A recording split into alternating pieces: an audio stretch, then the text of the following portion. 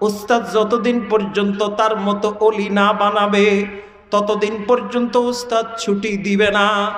মাত্র ৩-৪ মাস হয়েছে, এখনো তো বেলায়েতের মাকামে পৌঁছো নাই। তুমি আমার বাইজিদ না, যাও যাও যাও, ফিরত যাও, আমি তোমার জন্য দরজা খুলবো না। যত চেষ্টা করো দরজা খুলবো না, যতদিন পর্যন্ত উস্তাদের মতো অলি না হবা ততদিন পর্যন্ত আর আমার কাছে আইসো না। আহা, দেখছেন নি মা কারে কয়, মা কারে কয় শিখেন। এখনকার সন্তানদের মাদ্রাসায় দিয়া 1 সপ্তাহ না যাইতে হুজুর বাড়িতে বিয়ে আছে, হুজুর তার খালা আইছে, তার মামা আইছে, অমুক আইছে, তমুক আইছে, হুজুর বাড়িতে একটু পিঠা বানাইছে, একটু গোলাটারে ছুটি দেন। কথা বলেন ঠিকই না? আল্লাহু আকবার, আল্লাহু আকবার। দেখেন মা কত শক্ত হয়ে গেছে দ্বীনের ক্ষেত্রে, বাইজিদকে পাঠাইয়া দিয়া এবার মা আল্লাহর কাছে হাত উঠায়, আল্লাহ কলজাটা ছিঁড়া যাইতেছে, আমার একমাত্র সন্তানটাকে ঘরে ঢুকতে দেই নাই, কলজাটা ছিঁড়া যাইতেছে, কিন্তু আল্লাহ সন্তানকে মানুষ বানাইতে চাই, এই কারণে তাকে প্রশ্রয় দেই না। আল্লাহ আপনার কাছে আবেদন, আপনি আমার সন্তানকে বড় আলেম বানান, বড় মুহাদ্দিস বানান, বড় ওলি বানান। দোয়া চলতেছে অনবরত। বাইজিদে মাদ্রাসায় গেছে যে আর কোনো কথা নাই, শব্দ নাই। বাইজিদ পড়াশোনা শুরু করছে, চলতে চলতে চলতে চলতে চলতে চলতে 12টা বছর চলে গেছে।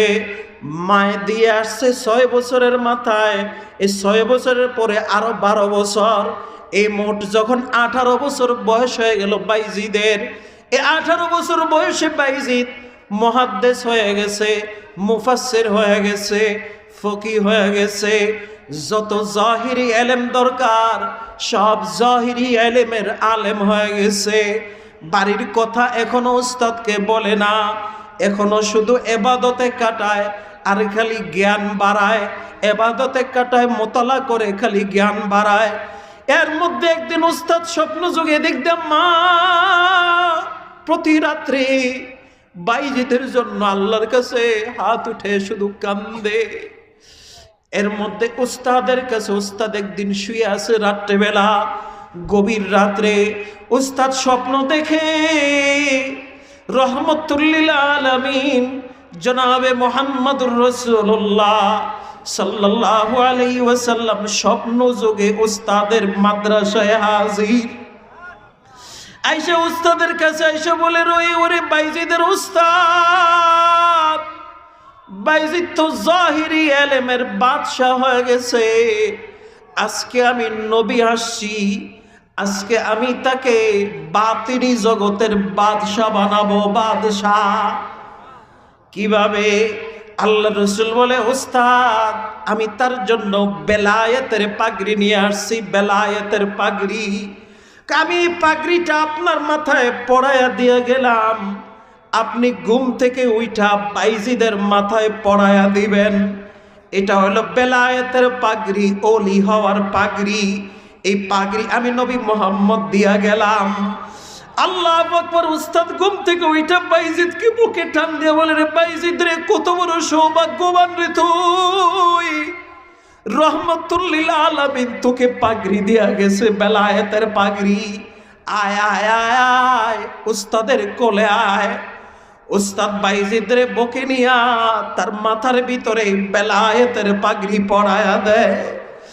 পরায় দিয়া বলে, আল্লাহ রসুল যাওয়ার সময় বইলা যায়, উস্তাদ তাকে বেলায়েতের পাগড়ি পরায় দিয়া তাড়াতাড়ি মার কাছে পাঠায়া দেন। তার মায় বুড়া বয়সে উপনীত হয়ে গেছে, কখন জানি দুনিয়া থেকে চলে যায়, মার কাছে পাঠায়া দেন। উস্তাদ বেলায়েতের পাগড়ি পরাইয়া বলছে, যা রে বাবা, যা যা, মার কাছে যা। এদিক দিয়ে মারও স্বপ্ন যুগে আল্লাহ রসুল দেখায়, ও বাইজিদের মা, বাইজিদ এখন জাহিরি জগতেরও বাদশা হয়ে গেছে, বাতিনি জগতেরও বাদশা হয়ে গেছে। এখন আসতেছে বাইজিদের উস্তাদের মতো অলি হয়ে গেছে। আজকে আর দরজা বন্ধ রাখো না, আজকে আসলে দরজাটা খুইলা বাইজিদকে তোমার বুকে টাইনা নিও। মারও স্বপ্ন দেখায়, উস্তাদেরও স্বপ্ন দেখাইছে। মা বেকুল হয়ে গেছে, যখন আসছে এবার দরজা খুলে বুকে বলে হায় হায় বাবা, গত 12টা বছর এমন দিন যায় নাই যে দিন তোর জন্য আল্লাহর কাছে আমি তোর মা দোয়া করিনি। দোয়া করে আল্লাহ যতটুকু দিছেন তো দিছেন, বাকি আপনি তাকে আমার দোয়ায় পুরো জগতের অলিদের বাদশা বানায় দেন। এমন বাদশা বানাইছে 5 লক্ষ খ্রিস্টান পাদ্রী তার হাতে কালিমা পড়ে মুসলমান হয়েছে একমাত্র মার দোয়ায়। কার দোয়া বলেন? এই দোয়াটা সন্তানে মা বাবার কাছে পায়। এই জন্য আপনি প্রতি ওয়াক্তে, প্রতি বেলায়, প্রতিদিন একটু সন্তানের জন্য দোয়া করবেন। সন্তান যদি অবাধ্য থাকে তাও হেদায়েতের দোয়া করবেন, বাধ্য থাকলে তার কল্যাণের দোয়া করবেন। আল্লাহ রাসূল কোরআনে সন্তানকে বাধ্য বানানোর, সন্তান যাতে মা বাবার কথা মতো চলে এরকম একটা দোয়া শিখিয়েছে, শিখবেন নি? রব্বানা লা তুজিগ